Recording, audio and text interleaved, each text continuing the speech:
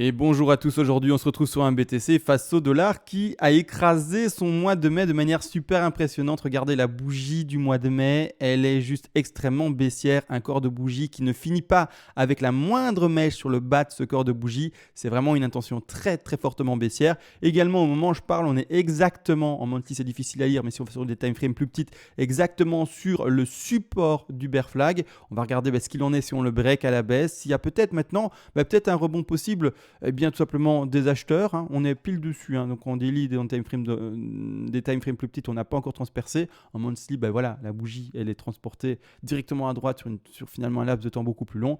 Mais il faut comprendre qu'on est encore dans ce channel haussier. Malgré tout, si on le break, mauvaise direction, ça sera finalement un drapeau validé et qui va être consommé, c'est-à-dire qu'il devrait aller rechercher ses objectifs baissiers. On va les regarder dans la vidéo. On va également parler de volume aujourd'hui, comment valider un drapeau, parce que ça a été mis en évidence dans un commentaire qui nous exprime les volumes par rapport au drapeau. Donc on va l'exprimer et le symboliser sur le graphique et voir si ce drapeau est clairement, théoriquement parfait, oui ou non.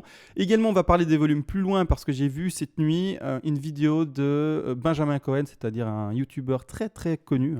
Je crois que c'est même peut-être un des plus gros YouTubers sur la crypto en anglais, et je vais apporter du coup ce qu'il a apporté parce que c'est très pertinent dans cette vidéo-ci. Comme ça également, ceux qui ne parlent pas du tout l'anglais, vous aurez la traduction en français quasiment. Également, fin de vidéo, on fera de l'Elliott et après, let's go pour l'analyse. Mais juste avant, petite intro pour aider la chaîne. T'as envie d'apprendre à surfer? Je t'ai fait une petite pépite avec tout ce qu'il y a à savoir. Tu seras le masterclass de ta région et tu pourras analyser tout ce que tu veux. Tu vas rayonner. Plus besoin de lampadaire dans ton quartier, ça sera toi, la lumière. Plus sérieusement, tu veux apprendre à aller plus loin que ce que je montre en vidéo. Tu sais quoi faire. En plus, ça récompense le travail que je te partage. Surfe la vague. Ça y est, on se retrouve enfin après la petite intro. Let's go, rien de compliqué, un objectif de drapeau, hein. Tout simplement quand on voit un drapeau ou en tout cas un petit biseau ou un canal qui est ascendant, la plupart du temps on va partir soit dans un biseau ascendant ou un drapeau qui est un bear flag. J'ai un peu du mal à trouver mes mots. Pour trouver les objectifs baissiers, je le refais rapidement parce que j'ai déjà fait, je le fais souvent en vidéo, mais on prend le premier mât, ensuite on fait un petit copier-coller, on le repositionne de cette manière-là dans le drapeau au moment de la cassure et on va retrouver les objectifs baissiers. Objectif maximal baissier ici à privilégier pour le drapeau, ce sont les alentours des 12 000, 13 000 $. Alors oui, ça veut dire réécraser. On l'a bien entendu, l'ATH est 19 000 à 20 000. On a tous du mal à y croire, moi le premier. Maintenant encore et toujours, ça a déjà été prouvé par le passé qu'on peut et que c'est possible de casser la TH, c'est-à-dire il faut retourner dans le passé à 2011-2012 pour le visionner. Je l'ai déjà fait et j'ai déjà fait la démonstration en vidéo, on le casse allègrement. Malgré tout, voilà, c'est des choses qui ne sont pas courantes. Depuis 2011-2012, ce n'est pas quelque chose qu'on a revu dans les cycles d'après. Donc la plupart du temps, les ATH sont soutenus, donc ils servent de support et on n'arrive pas à passer en dessous. L'ATH, 19 000, 20 000. Malgré tout, si on ne devait pas se conforter à cet objectif principal, il y a quand même un objectif intermédiaire pour ces figures de bear flag. L'objectif intermédiaire, c'est le milieu du drapeau, c'est-à-dire aller retrouver les alentours des 26 000, 25 000 $. On n'oublie pas, à ce niveau de prix, on a également les gaps, comme ça tout le monde le voit et tout le monde le sait. On a un gap qui s'installe à ce niveau-ci, c'est-à-dire en fait exactement aux alentours des 26 000, 25 000 et 24 000 $. Gap à combler, qui n'a toujours pas été comblé, qui est très visible. Pour le pire, et en tout cas un des pires des scénarios, on irait rechercher finalement le dernier top, c'est-à-dire aux alentours des 18 000, 19 000 $, parce qu'il y a également un petit gap là, beaucoup plus petit, mais qui est tout de même visible en daily, donc il a quand même son importance. Donc ici, on peut également enfoncer jusqu'à 19 000, 20 000. Maintenant, voilà, ce qui est des 14 000, 12 000, 13 000, c'est un peu plus compliqué à y croire. Mais pourquoi pas, je le dis, le BTC peut faire ce qu'il veut. Et même si on a envie de dire, mais non, c'est plus possible parce que les conjonctures ont changé, etc. Non, d'accord, jamais être trop sûr de ses convictions, de ce qu'on pourrait croire, également être finalement influencé en se disant, on n'ira plus aussi bas. Si c'est tout à fait possible, il n'y a pas le moindre problème. Pour ça, en tout cas, si de manière objective, on avoue qu'on ne sait pas lire l'avenir et qu'on ne sait pas dans quelle direction peut aller le BTC. Maintenant que ça a été vu, on va vite retourner sur le drapeau pour valider oui ou non en fait la figure parfaite. C'est-à-dire que le drapeau, il se retrouve ici, nickel. Je vais passer en weekly pour lire le volume du drapeau. Ce qu'on va pouvoir observer par rapport aux commentaires, je vais le mettre maintenant le commentaire, pardon. bien à l'écran. Hop, je zoome un peu sur le drapeau pour bien le visualiser comme ça. Hop, on passe sur le commentaire. Ce qu'il nous dit rapidement, je ne vais pas tout relire, c'est qu'en fait, quand on a la première baisse, donc c'est-à-dire le premier mât du drapeau, on retrouve un volume élevé ou alors croissant. Et ensuite, quand on a la construction plutôt d'horizontalité, de latéralité, on retrouve un volume faible ou décroissant. Et on va breaker à la baisse, on peut également s'attendre à un volume qui va de nouveau croître. Et également, du coup, on va regarder ça rapidement. J'essaye de mettre ça de manière simple à l'écran. Hop, comme suit. Super. La tendance baissière, elle commence à partir de là. Le volume, de manière générale, est bel et bien croissant. D'accord ? De manière générale, jusqu'ici, est bel et bien croissant. Même les pics qui ont été indiqués ici, on voit qu'ils sont toujours plus hauts. Donc vraiment, quoi qu'on fasse, on retrouve bel et bien un volume qui monte de manière générale.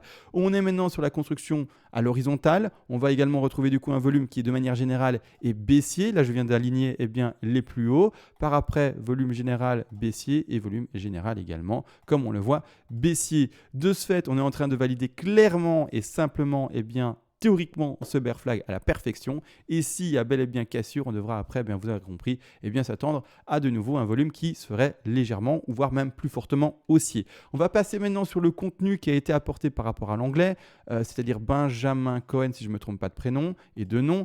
Maintenant, la chose c'est que du coup, il parle de capitulation, etc. Et c'est vraiment très pertinent, c'est très propre. Et effectivement, en fait, à chaque fois qu'il y a eu un bottom dessiné, on a eu une bougie en volume qui était très très importante. Bien entendu, on a des bougies également, comme ici, très importantes en termes de volatilité de prix, mais on a surtout visuellement un impact très fort, un vrai mur qui s'indique sur l'écran. Ici, on va passer bien simplement en année de 2021 pour trouver les bottoms à ce niveau-ci. On retrouve bel et bien le volume précédent, on le voit ici très simplement. Et puis en fait, on voit la grosse chute et un volume qui sort vraiment de la norme et qui fait vraiment des beaucoup plus hauts par rapport à précédemment. Maintenant, on va retourner sur l'année que l'on peut visualiser ici de 2020 et 2019.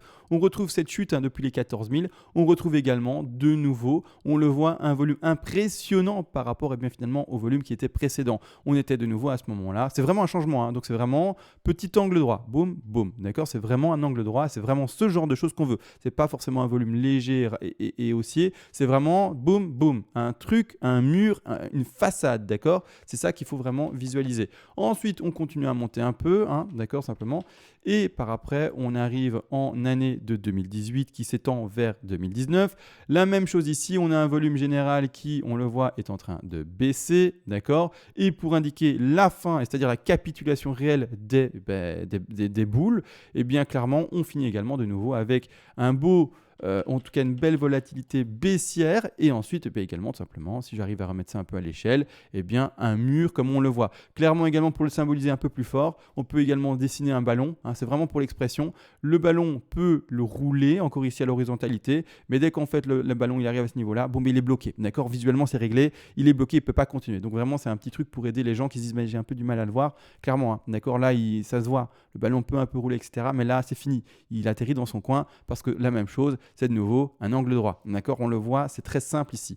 Maintenant, on continue dans le passé et en fait, ce qu'on peut observer finalement, c'est que c'est toujours la même chose ou quasiment toujours la même chose. On retrouve vraiment cette phase d'abord d'aplatissement de volume, de baisse de volume de manière générale et enfin, quand en fait on est réellement, attention ici, fausse bougie. D'accord, donc on va vite changer de graphique pour montrer que ça c'est une bougie qui sert à rien et qui est à côté de la plaque, sauf si j'ai pas assez d'historique.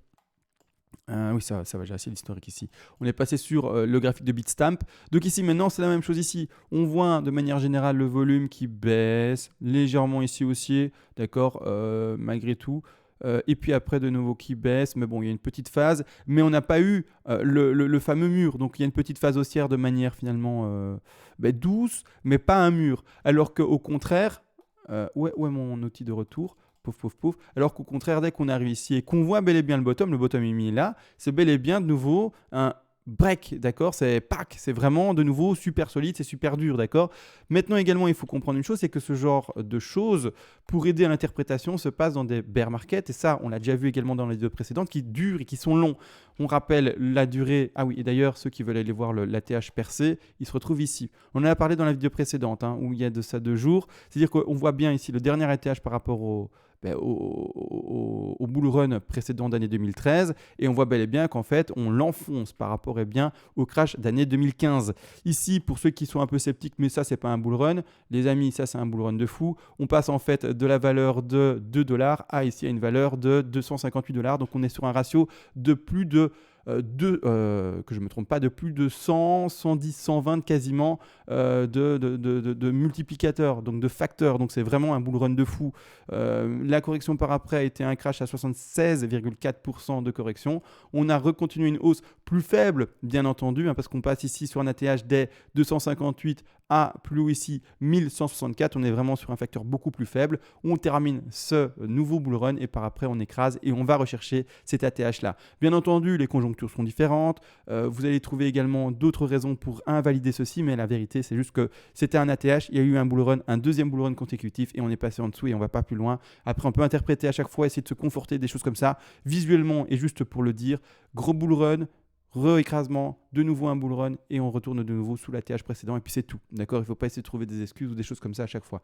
Maintenant du coup, qu'on a vu ça, je vais juste montrer également la durée qu'ont eu tous ces crashs-là et tous les crashs ont duré un bon paquet d'années ou en tout cas un bon moment. Ici, on est sur un crash qui dure une année et un peu plus, une année 3-4 mois. Ensuite, on a le crash qui a duré là tout récemment.